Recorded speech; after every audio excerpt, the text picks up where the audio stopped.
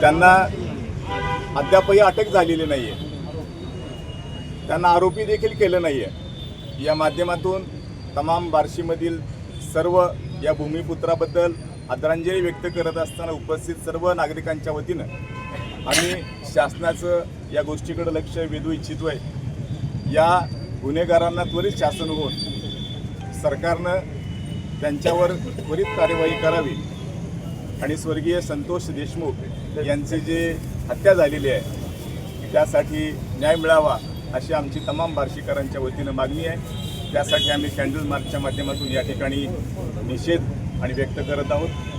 उपस्थितांच्या वतीनं स्वर्गीय संतोष देशमुख यांच्या प्रती या ठिकाणी आम्ही आदरांजली व्यक्त करण्यासाठी उपस्थित आहोत। मी सर्व उपस्थितांना विनंती करतो या निमित्तानं आपण 2 मिनिटाचं मौन बाळगून स्वर्गीय संतोष देशमुख यांच्या प्रती आपल्या शोक संवेदना या ठिकाणी व्यक्त करायचे।